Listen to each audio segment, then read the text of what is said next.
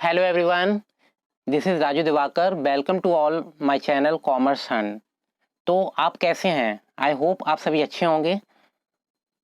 स्वागत है आप सभी का मेरे चैनल कॉमर्स हंट पर। स्टूडेंट, आज के लेक्चर में हम स्टार्ट करने वाले हैं एक new topic, that is dividend decision. आप सभी को पता होगा चैप्टर नंबर 9 हमने स्टार्ट कर दिया है, जिसमें हमने इंट्रोडक्शन पार्ट देख लिया रिगार्डिंग फाइनेंशियल मैनेजमेंट। इसके बाद जो भी फाइनेंसिंग डिसीजन है और इन्वेस्टमेंट डिसीजन है उसके बारे में भी हमने आपको डिटेल में बता दिया। अगर स्टूडेंट आपको ये वीडियो देखनी है तो आप कॉमर्स हंट चैनल पर जाइए, वहाँ एक सेक्शन आपको मिलेगा प्लेलिस्ट, जिसमें आपको क्लास 12 के सेक्शन में आपको ये वीडियोस मिल जाएंगी। ठीक है, चैप्टर नंबर 9 और अदर चैप्टर्स के। तो स्टार्ट करते हैं डिविडेंड डिसीजन। डिविडेंड डिसीजन को स्टार्ट करने से पहले स्टूडेंट मैं आपको एक छोटा सा कॉन्सेप्ट बता दूं। इन्वेस्टमेंट डिसीजन में हम बात कर रहे थे कि ऐसे पोर्शन की जिसमें हमें क्या करना है, इन्वेस्टमेंट करना है, और हम ऐसे एरिया को सेलेक्ट कर रहे थे जहां हम अपने प्रोजेक्ट में इन्वेस्ट करेंगे। फाइनेंसिंग डिसीजन में हमने बात की थी कि ऐसे कौन कौन से सोर्सेज ऑफ फाइनेंस हैं जो हमारे बिजनेस के लिए बेटर होंगे, चाहे वो ओनर्स फंड हो या बोरोड फंड हो। डिविडेंड डिसीजन में हम बात करते हैं एप्रोप्रिएट डिस्ट्रीब्यूशन ऑफ प्रॉफिट, मतलब फाइनेंसिंग डिसीजन लेने के बाद बिजनेस को हम सक्सेसफुली रन करेंगे और एट द टाइम और at the end of the year क्या होगा, प्रॉफिट अर्न होगा। अब उस प्रॉफिट को किस तरीके से डिस्ट्रीब्यूट करना है, उससे रिलेटेड जो भी डिसीजन लिए जाएंगे वो लिए जाएंगे डिविडेंड डिसीजन में। तो डिविडेंड डिसीजन के रिगार्डिंग आप एक कीवर्ड लर्न कर लें, that is appropriate distribution of profit. ठीक है, appropriate distribution of profit. This decision is concern with distribution of surplus fund. Surplus fund से मतलब क्या है कि जो भी प्रॉफिट का अमाउंट है उससे है, ठीक है, या ऐसा पोर्शन जो बच गया है जो कंपनी के लिए प्रॉफिट है। The profit of the firm is distributed among various parties such as creditors, employees, debentures holders, shareholders etc. और जो भी प्रॉफिट है उसका जो डिफरेंट पोर्शन है वो डिफरेंट पार्टीज में डिस्ट्रीब्यूट किया जाता है। और वो कौन कौन सी पार्टीज होती हैं? Creditors, employees, debentures holders, share holders and other parties also. Payment of interest to creditors, debentures holders etcetera is a fix liability of a company. ठीक है, अगर क्या है जो क्रेडिटर्स हैं और डेवेंचर्स होल्डर्स हैं उन्हें पेमेंट किया जा रहा है जो इंटरेस्ट का, तो वो कंपनी के लिए क्या है, एक फिक्स लायबिलिटी है। कंपनी को क्या करना है, वो पे करना ही करना है। ठीक है, सो व्हाट कंपनी और finance manager has to decide is what to do with the residual और left over profit of the company. तो left over profit of the company या रेजिडुअल इनकम, ठीक है, मतलब ऐसी इनकम और ऐसा प्रॉफिट जो बच जाता है उसका क्या करना है, उसके रिगार्डिंग क्या डिसीजन लेना है। तो ये एक पॉइंट होता है फाइनेंस मैनेजर के लिए। Clear? The surplus profit is either distributed to equity shareholders in the form of dividend or kept aside in the form of retained earning। अगर मान लो जो भी प्रॉफिट बच जाता है तो उसका क्या किया जाता है, या तो वो इक्विटी शेयर होल्डर्स में डिस्ट्रीब्यूट किया जाता है, ठीक है, या उसे मतलब एक सेपरेट पोर्शन के रूप में मेंटेन कर लिया जाता है जिसे हम बोलते हैं retained earning. Under dividend decision, the finance manager decide how much to be distributed in the form of dividend and how much to be kept aside as retained earning।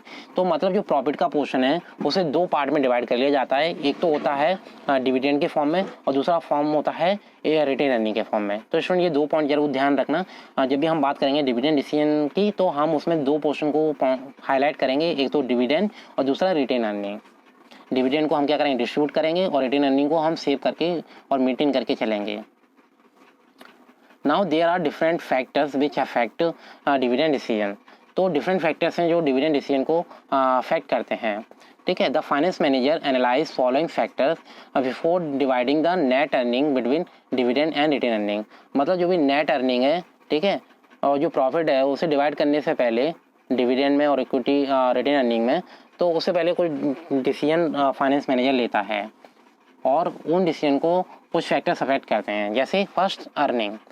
Dividends are paid out of current and previous year earning. जो dividend है वो कब पे किया जाता है और किस में से पे किया जाता है, जो भी करेंट है और प्रीवियस ईयर अर्निंग है उनमें से डिस्ट्रीब्यूट किया जाता है। If there are more earning then company declare high rate of dividend. अगर मान लो किसी ईयर अर्निंग ज़्यादा हुई है तो उस साल कंपनी क्या करती है कि high rate of dividend declare कर देती है। Whereas during low earning period the rate of dividend is low. अगर मान लो अर्न कम हुआ है तो कंपनी लो रिटर्न और डिस्ट्रीब्यूट करेगी। ठीक है, इसके बाद आता है student next point, stability of earning. अब स्टेबिलिटी ऑफ अर्निंग क्या है? कंपनी हैविंग स्टेबल और smooth earning prefer to give high rate of dividend, where as company with unstable earning prefer to low return और rate of earning, मतलब मान लो जब company अगर stable है, अच्छी तरीके से अर्न कर रही है, तो उस केस में वो क्या करेगी, अच्छा प्रॉफिट और डिस्ट्रीब्यूशन करेगी डिविडेंड का। अगर मान लो वो अनस्टेबल है तो उस केस में वो क्या करेगी, लो रेट ऑफ अर्निंग देगी। इसके बाद जो नेक्स्ट पॉइंट है that is cash flow position. Cash flow position भी इफेक्ट करती है डिविडेंड डिसीजन को। Paying dividend means outflow of cash, मतलब अगर आप है ना, अगर आपका मतलब कंपनी अगर डिविडेंड पे कर रही है तो इसका मतलब क्या है, उसका जो कैश का पोर्शन है वो क्या हो रहा है, डिस्ट्रीब्यूट हो रहा है, ठीक है, और वो आउटफ्लो हो रहा है। Company declare high rate of dividend only when they have surplus cash. Company high rate of dividend कब डिक्लेयर करती है, जब उसके पास सरप्लस है कैश का, मतलब ज़्यादा अमाउंट है कैश का। In situation of shortage of cash company declare no और वेरी लो डिविडेंड। जब कंपनी के पास शॉर्टेज होगी सरप्लस की, तो उस केस में वो क्या करेगी, या फिर डिविडेंड डिस्ट्रीब्यूट ही नहीं करेगी, नो डिविडेंड, या वेरी लो डिविडेंड डिस्ट्रीब्यूट करेगी। Now growth position or growth opportunities. If a company has a number of investment plan, then it should reinvest the earning of a company. अगर कंपनी के मान लो different plans हैं और वो री इन्वेस्टमेंट करना चाहती है, तो वो क्या करेगी, ये सरप्लस अमाउंट को री इन्वेस्ट करेगी डिफरेंट प्रोजेक्ट्स में। As to invest in investment project company has two option. अगर कंपनी किसी इन्वेस्टमेंट प्रोजेक्ट में इन्वेस्ट करती है तो उसके पास क्या है, टू ऑप्शन होते हैं। अब वो टू ऑप्शन कौन कौन से हैं, first, one to raise additional capital और invest in its retain earning, या फिर वो क्या करेगी, उस कैपिटल को रेज करेगी, या दूसरा उसे क्या करेगी, रिटेन अर्निंग के तौर पर इन्वेस्ट करेगी। The retained earning are cheaper source as they do not involve flotation cost and any legal formality. और जो रिटेन अर्निंग है वो क्या एक चीप सोर्स है, सस्ता सोर्स है, ठीक है, क्योंकि उसमें ना तो फ्लोटेशन कॉस्ट होती है और साथ ही साथ ना ही कोई लीगल फॉर्मेलिटीज होती हैं। Clear student? If company have no investment or growth plan, then it would be better to distribute more in the form of dividend. अगर वो मान लो कंपनी का कोई भी ऐसा प्लान नहीं है कि वो रीइन्वेस्टमेंट करना चाह रही है, तो उस केस में वो क्या करेगी, अपने जो भी शेयर होल्डर्स हैं उन्हें high rate of dividend distribute करे, जिससे जो मोरल है शेयर होल्डर्स का, अदर पार्टीज का, वो एनहेंस हो। Generally, a mature company declare more dividend, whereas growing company keep aside more retain earning. Mostly ऐसी कंपनी जो मेच्योर कंपनी है, जो अच्छा अर्न कर रही हैं, वो क्या करती हैं, high rate of dividend distribute करती हैं। और ऐसी कंपनी जो मतलब एक तो अपना बिजनेस स्टार्ट कर रही हैं, या हम कह सकते हैं ग्रोइंग कंपनी है, तो वो क्या करती हैं, जो अपना अर्निंग का पोर्शन है या सरप्लस का पोर्शन है उसे वो मेंटेन करके चलती हैं as retained earning. Clear? Now the next factor is stability of dividend. Some company follow a stable dividend policy. कुछ कंपनी क्या करती हैं, स्टेबल डिविडेंड पॉलिसी को मेंटेन करके चलती हैं, ठीक है। It has better impact on share holder and improve the reputation of a company in the share market. तो इससे क्या होता है, दो एडवांटेज होते हैं। एक तो जो शेयर होल्डर्स हैं वो मोटिवेट रहते हैं, और दूसरा क्या है, जो कंपनी की पोजीशन है मार्केट में वो इम्प्रूव हो जाती है, ठीक है, जो रेपुटेशन होती है कंपनी की वो बनी रहती है शेयर मार्केट में। The stable dividend policy satisfy the investor. और स्टेबल डिविडेंड पॉलिसी क्या करती है, जो इन्वेस्टर्स होते हैं उन्हें मोटिवेट करती है और साथ ही साथ सेटिस्फाई करती है। Even big company and the financial institution prefer to invest in a company with regular and stable dividend policy. और बेसिकली बहुत सारी कंपनी या फाइनेंशियल इंस्टीट्यूशन क्या करते हैं, वो ऐसी कंपनी में इन्वेस्टमेंट करना पसंद करते हैं जहाँ पर स्टेबल डिविडेंड पॉलिसी है, क्योंकि उन्हें पता है कि उन्हें एक सफिशिएंट टाइम के बाद उन्हें डिविडेंड मिल जाएगा। The increase in dividend is made only when there is confidence to company that there is earning potential. और बेसिकली कंपनी डिविडेंड कब इंक्रीज करती है, कि उसे लगता है कि इन फ्यूचर या इन प्रेजेंट उसकी जो अर्निंग पोटेंशियल कैपेसिटी है वो ज़्यादा है और वो अच्छा अर्न कर लेगी, तो उस केस में वो high return of dividend share करती है। Clear? In the other word, dividend per share is not altered if change in earning is small or seems to be temporary in nature. और दूसरा क्या है, जो डिविडेंड पर शेयर है, ठीक है, वो क्या है, उसे जल्दी जल्दी चेंज नहीं किया जाता और उसका ज़्यादा इफेक्ट देखने को मिलेगा अगर चेंज ज़्यादा किया जाएगा तो। स्टूडेंट, इसके बाद कुछ फैक्टर्स और हैं, वो कौन कौन से हैं। फर्स्ट है preference of share holders. If company is having large number of retired and middle class share holder then it will declare more dividend. अब कंपनी के पास लार्ज नंबर ऑफ रिटायर और मिडिल क्लास के जो भी share holders हैं वो हैं, तो उस केस में वो क्या करती है, मोर डिविडेंड डिक्लेयर कर देती है, ठीक है। And aside less in the form of retained earning, और कम पोर्शन रखती है रिटेन अर्निंग का। Whereas if company having a large number of young and wealthy shareholder, अगर कंपनी के पास लार्ज और यंग शेयर होल्डर्स हैं तो उस केस में वो क्या करती है, रिटेन अर्निंग का पोर्शन ज़्यादा मेंटेन करती है और जो डिविडेंड है वो लो रेट से डिक्लेयर करती है। इसके बाद जो नेक्स्ट और इम्पोर्टेंट पॉइंट है और फैक्टर है जो कि अफेक्ट करता है डिविडेंड डिसीजन को, that is taxation policy. The rate of dividend also depends upon the taxation policy of a government, ठीक है। तो जो भी डिविडेंड की जो रेट है वो डिसाइड की जाती है जो भी गवर्नमेंट की टैक्सेशन पॉलिसी है उसके according.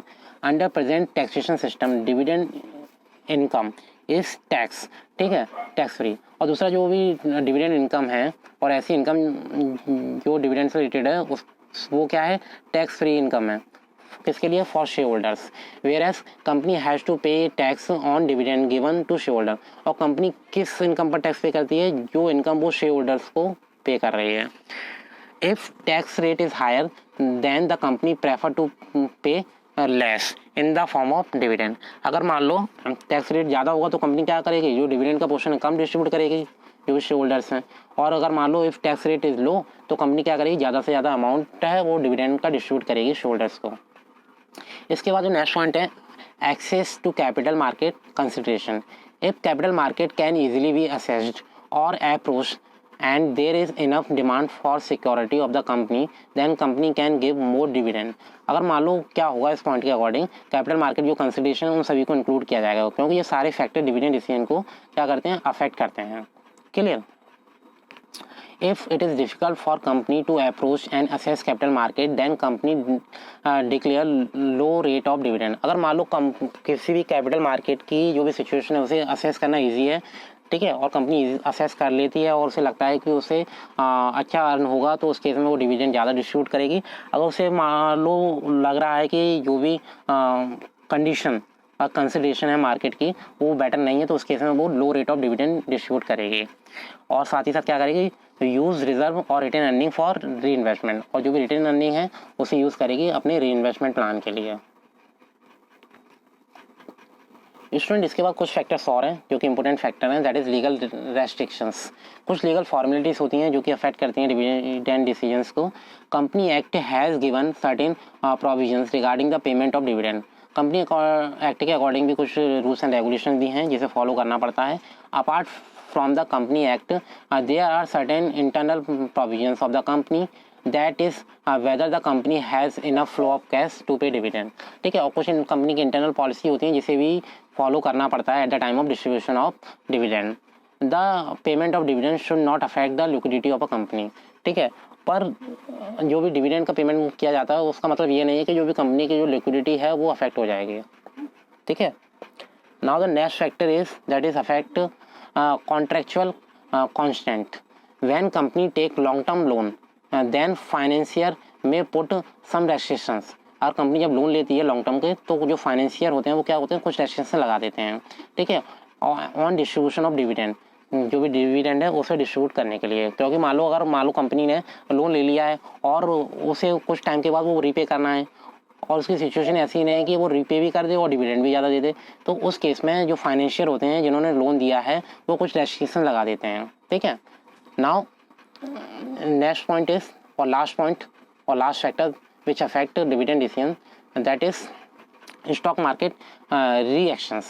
The declaration of dividend has impact on stock market as increase in dividend, ठीक है। और बेसिकली अगर डिविडेंड में इंक्रीज करते हैं तो उसका इफेक्ट पड़ता है और स्टॉक मार्केट वेरी करता है। Clear. Good news in stock market and price of a security rise. और बेसिकली जो भी डिविडेंड डिस्ट्रीब्यूशन है वो डिपेंड करता है स्टॉक मार्केट सिचुएशन पर। अगर मार्केट सिचुएशन बेटर है स्टॉक की, ठीक है, स्टॉक मार्केट की बेटर सिचुएशन है तो उस केस में जो भी डिस्ट्रीब्यूशन है डिविडेंड का बेटर तरीके से कर सकती है कंपनी।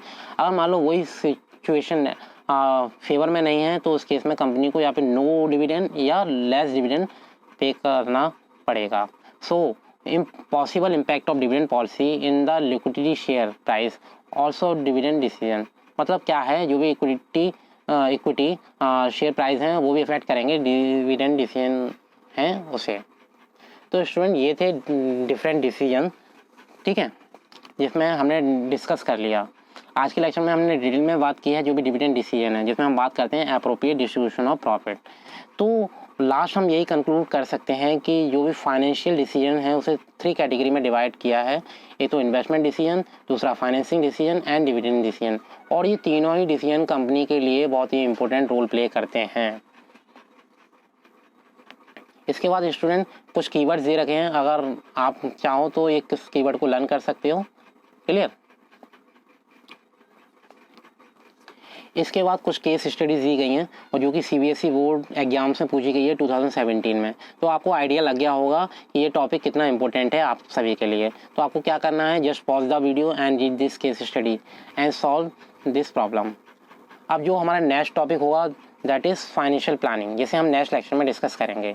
तो स्टूडेंट कनेक्शन में रहिए और टाइम टू टाइम अपने जो भी टॉपिक हैं, जो भी वीडियोस हैं वो कवर कीजिए और अपनी प्रिपरेशन कंटिन्यू कीजिए।